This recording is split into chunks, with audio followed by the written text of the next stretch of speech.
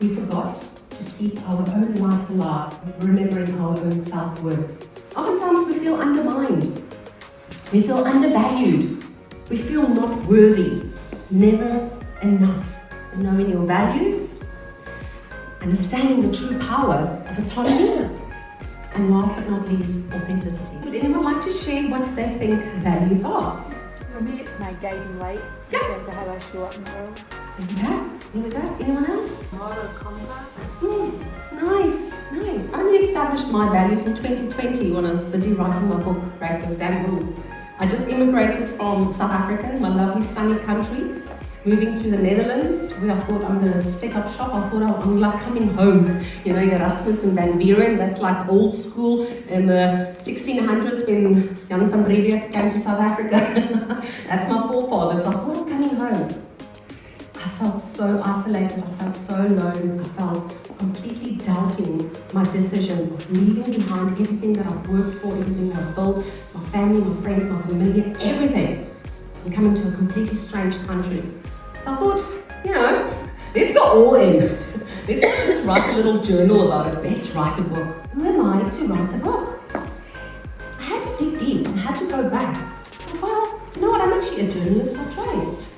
Not just a journalist, I'm a multi-award-winning journalist. I created my own newspaper. I helped tens of thousands of young entrepreneurs from the township to start their own businesses. Who am I not? Why not me to write a book? But this is coming from our little trauma stories, our thoughts that became our beliefs. Whether you've experienced acute trauma, which is your single event, or developmental trauma that happened over a period of time, or whether it's preconscious from the time that your mother started growing her in a womb, all the way to 5 years old that you can't even remember, to intergenerational trauma, and last but not least, collective trauma.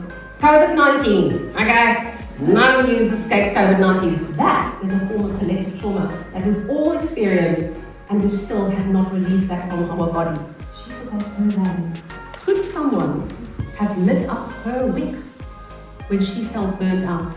We look at statistics and they say 1 out of every 4 people in the UK are going through mental health challenges. I call bull on that. And I'm going to dare you now to raise your hand if you've experienced any form of mental health challenges over the past 4 years. That's more like 85%, or just the people in this room. It's nearly 100 people in this room. Why do we feel that?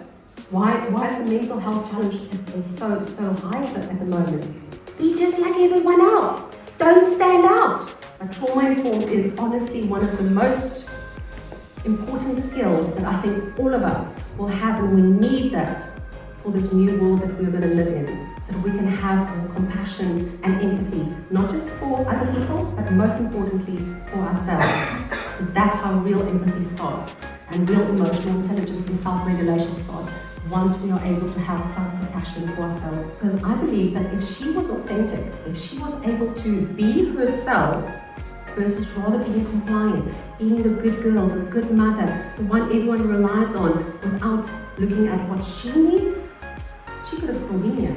Perhaps if she had a little bit more playfulness in life, instead of choosing solitude, perhaps she could have still been here. Perhaps if she had the courage to stand up for herself, to choose her, versus fear of being reprimanded, being shunned, and being shamed into silence, perhaps she could have still been here. So that became my obsession, of always keeping my own light alive, relentlessly, to help my clients, to remind them of that beautiful little light inside all of you. We all got this gorgeous, beautiful, bright little light inside of us, but we dim it because we're so afraid to stand out.